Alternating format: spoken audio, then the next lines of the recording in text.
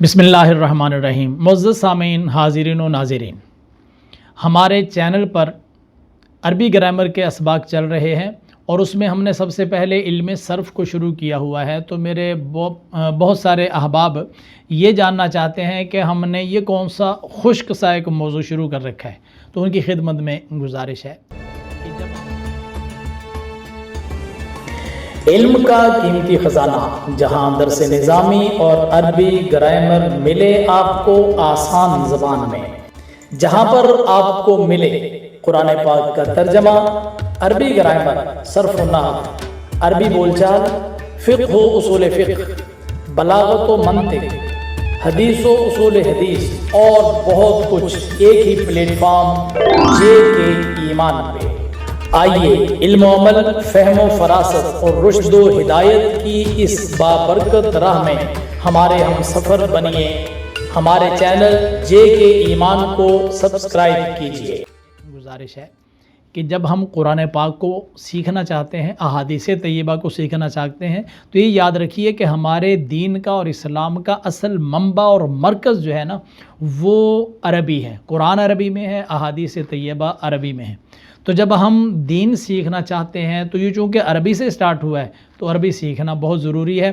اگر آپ یہ نہیں سیکھیں گے تو آپ محتاج ہوں گے ان لوگوں کے جنہوں نے ترجمہ کر کے دیا ہوا ہے۔ تو پھر آپ ترجمے کے محتاج ہو گئے، پھر آپ کے پاس اپنا علم نہیں ہوگا۔ ترجمے والے نے جو بات کہہ دی آپ اسی کو حق سمجھیں گے۔ اب اگر ترجمہ کرنے والے نے غلط ترجمہ کر دیا تو آپ کے اندر وہ صلاحیت نہیں ہوگی کہ آپ فیصلہ کر سکیں کہ اس نے ترجمہ درست کیا ہوا ہے یا غلط۔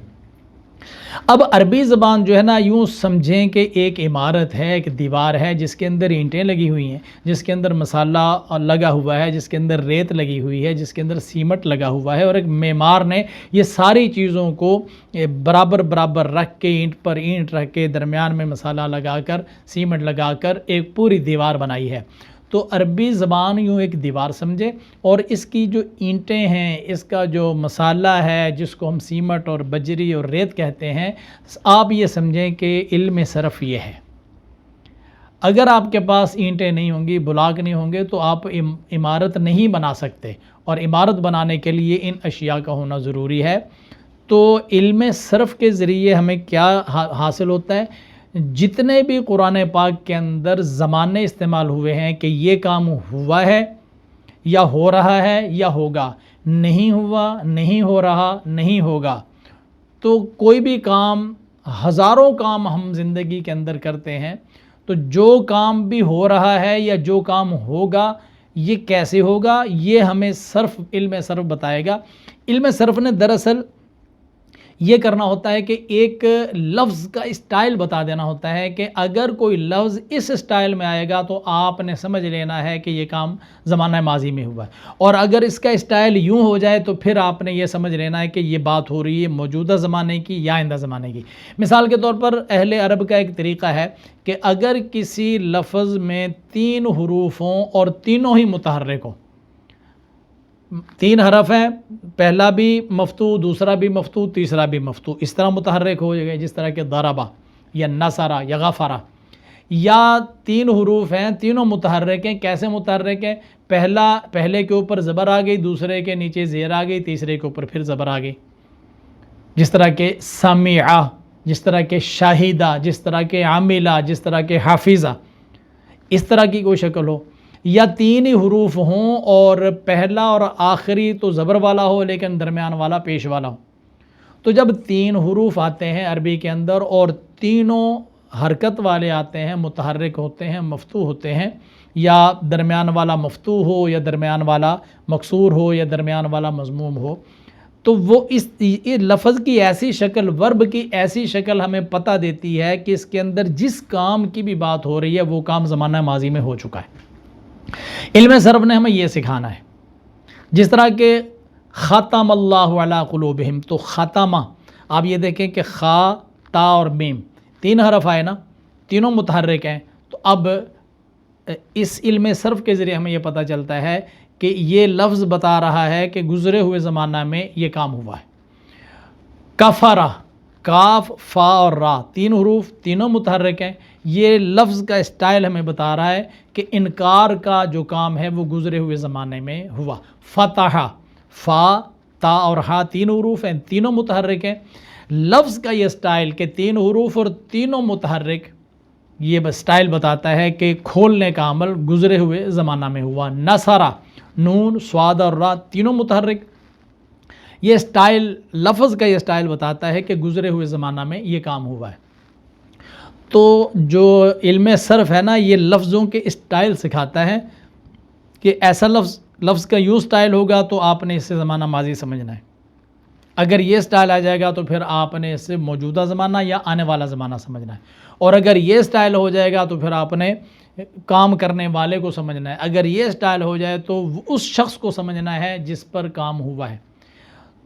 تو ہم سب سے پہلے یہ باتیں اس لیے سکھانا چاہتے ہیں کہ جب بھی کوئی جملہ بولا جاتا ہے تو اس کے اندر کوئی ورب بہرحال ہوتا ہے جو یہ ظاہر کرتا ہے کہ کون سا کام ہوا ہے اور کب ہوا ہے. تو جب ہمیں علم صرف یعنی ورب کا ہی پتہ نہیں ہوگا تو ہم کسی بھی زبان کو سیکھ ہی نہیں سکتے. پوری عربی زبان تو کیا، اس کے ایک جملے کا ترجمہ ہم نہیں کر پائیں گے. اور جب علم صرف کے ذریعے ہم الفاظ کا اسٹائل، ان کا وزن، طریقہ کار سیکھ لیں گے تو پھر ہمیں پتہ چل جائے گا کہ اگر لفظ اس ڈیزائن میں آئے گا تو ترجمہ یہ کرنا ہے، فلاں ڈیزائن میں آئے گا تو اس کا ترجمہ یوں کرنا ہے. اب میری کلاسوں کے اندر آپ ان ڈیزائنوں کو دیکھیں، 4 باب ہمارے مکمل ہو چکے ہیں. آپ ذرا ان ساری کلاسوں کو دیکھیں تو آپ کو پتہ چل جائے گا کہ کس کس طریقے سے لفظ تبدیل ہوتے ہیں، ان کا انداز تبدیل ہوتا ہے. تو انداز کی تبدیلی کے ساتھ ترجمہ کس طرح تبدیل ہوتا ہے. اس لیے ہم نے آغاز کیا ہے علم صرف سے. ہمارا پروگرام ہے کہ اس کے بعد اگلا مرحلہ ہے علم نحو کا. علم نحو کیا کرتا ہے؟ یہ جو الفاظ الگ الگ ہوتے ہیں ان کو جوڑنے کا طریقہ بتاتا ہے. معمار اور مستری جب کام کرتا ہے تو وہ اینٹ کہاں پر رکھنی ہے، اس کے اوپر سیمنٹ کیسے ڈالنا ہے، دوسری اینٹ اس کے اوپر کس طریقے سے رکھنی ہے، کیسے دائیں بائیں سے اس کو چیک کرنا ہے، اس کے کونے دیکھنے ہیں، دیوار سیدھی کیسے رکھنی ہے، یہ ساری چیزیں معمار جب کر لیتا ہے تو وہ پوری عمارت اور بلڈنگ بنا لیتا ہے.